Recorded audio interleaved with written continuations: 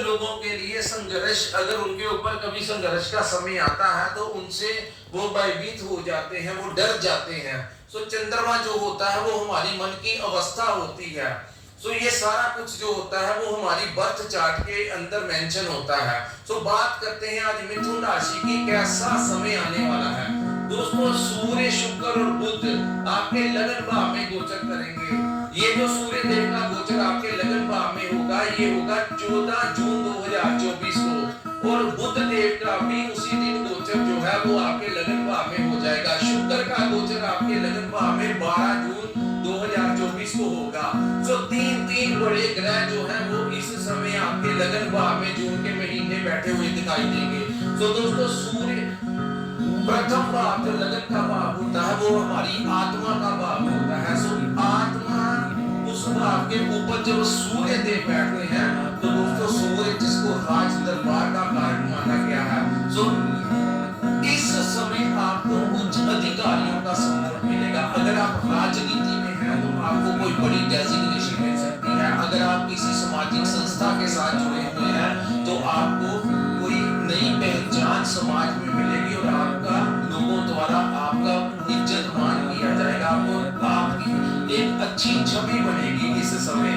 और वहीं जो लोग सरकारी नौकरी के इच्छुक हैं, जो ट्राई कर रहे हैं, जिनकी इंटरव्यू है, तो वो आप अपने काम में सक्सेस हो जाएंगे और इस समय आपको सरकारी नौकरी मिलने के बहुत ज्यादा चांसेस बढ़ गए हैं। दोस्तों, मैं बात करता हूँ, सूर्य जब भी लगन भाव में आते हैं तो आपको बहुत ज्यादा फायदा देती है। यहाँ पर दो युतियां बनेगी, दो राजयोग बनेंगे। एक राजयोग होगा जिसको सूर्य और बुध, इसको कहते हैं बुध आदित्य योग, और एक जो है वो बनेगा आपका महालक्ष्मी योग, जब शुक्र और बुध बैठते हैं।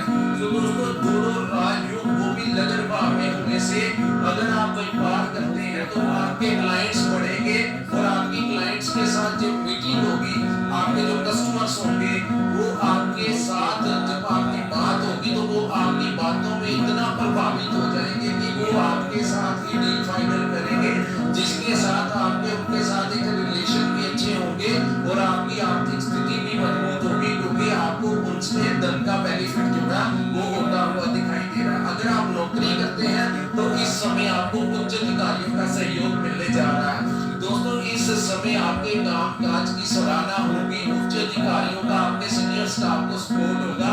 अगर आप सरकारी नौकरी करते हैं तो ज्यादा फायदा होगा, क्योंकि सूर्य जो है वो सरकार के कारक है। तो यहाँ पर आपको कोई ना कोई नई डेजिग्नेशन, कोई अच्छा मुकाम हासिल हो सकता है।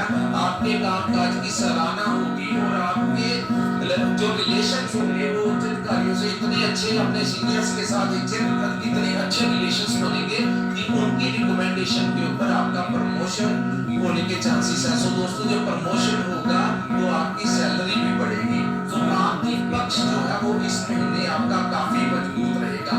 लेकिन कहते हैं कि ये जो दुनिया है इसके दो पहलू होते हैं। दोस्तों, इस ग्रह का आपको बहुत बड़ा आर्थिक फायदा होगा, नई पहचान भी बनेगी, लेकिन सूर्य की एक दृष्टि जो है वो आपके पार्टनरशिप के भाव में पड़ेगी। यहाँ पर आपके लिए मैं आपको कुछ प्रपोजल्स यूज करने के लिए बोलता हूँ, क्योंकि सूर्य बहुत ज्यादा अग्नि तत्व के ग्रह हैं। सो दोस्तों, जब ये आप अग्नि तत्व के ग्रह के साथ शुक्र देव बैठेंगे तो शुक्र थोड़े से डिस्टर्ब कर देते हैं, इसको अस्त कर देते हैं सूर्य। तो आप अपने पार्टनर के साथ, तो अगर आप व्यापार करते हैं तो वहां पर भी आपने आंखें बंद करके विश्वास नहीं करना, या बिना बात के एलिगेशन अपने पार्टनर के ऊपर नहीं लगाना, या उनसे बातचीत करते हुए आपने क्रोधित होकर उनके साथ कुछ भी अपशब्द नहीं बोलने, क्योंकि जब सूर्य जैसे ग्रह लगन भाव में आते हैं तो दोस्तों, जब काम काज होते हैं, सक्सेस मिलती है, तो यहाँ पर क्रोध आना भी स्वाभाविक होता है। सो क्रोध जो है वो आपके अंदर आएगा। सो उसको आपने सिर्फ मैनेज करना है कि आपने अपने पार्टनर के साथ बात करते हुए ईगो नहीं लेके आनी, और ईगो में आकर आपने कोई भी अपशब्द नहीं करना जिससे आपका रिलेशन खराब हो। वही बात मैं करूंगा आपके मैरिज लाइफ की और आपकी लव लाइफ की। वहां पर भी आपने, हालांकि शुक्र भी लगन में बैठे हैं तो आपको फायदा तो होगा, लेकिन वहां पर भी आपका अच्छा टाइम तो बहुत अच्छा है, लेकिन दोस्तों छोटी छोटी बात जो है उसको आपको इग्नोर करना पड़ेगा। अगर आपने इग्नोर नहीं किया और आप आपने अपने पार्टनर के साथ किसी प्रकार का गुस्से में आकर मिसबिहेव कर दिया तो बुराई का पहाड़ बन जाएगा और आपके रिलेशंस को डिस्टर्ब कर जाएगा। सो आपने यहाँ पर यही प्रपोजल्स यूज करने हैं कि अपने पार्टनर के साथ किसी भी हाल में आपने गुस्सा नहीं करना और अपशब्द नहीं बोलने। दोस्तों बात करते हैं आपके केतु ग्रह के बारे में। केतु ग्रह आपके चतुर्थ भाव में गोचर करेंगे, हालांकि ये लंबा गोचर है, लेकिन यहाँ पर दोस्तों क्या कर रहे थे, इसको आपको माता का भाव कहा जाता है, इसको आपके वाहन का भाव कहा जाता है, इसको प्रॉपर्टी का भाव कहा जाता है। दोस्तों यहाँ पर केतु बैठने से कहीं ना कहीं आपकी माता की सेहत अभी तक खराब चल रही थी और वही प्रॉपर्टी में कुछ लोगों के साथ वाद विवाद हो रहा था, प्रॉपर्टी आपको मिल नहीं रही थी या आपकी बिक नहीं रही थी। वायर और सीट में दिक्कतें आ रही थी और वही वाहन आप लेना चाहते थे तो वाहन भी नहीं ले पा रहे थे।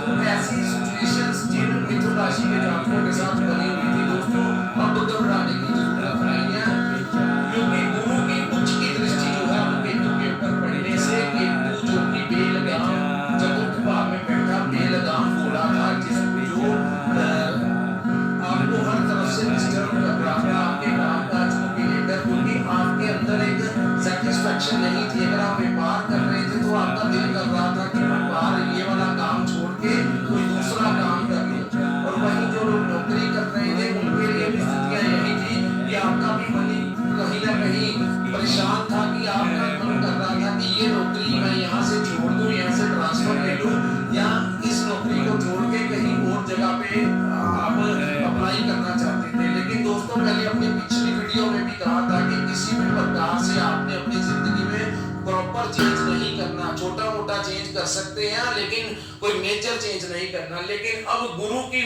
उच्च की दृष्टि केतु के ऊपर पड़ने से वहां से आ रही आपकी माता की सेहत में सुधार होता हुआ दिखाई देगा और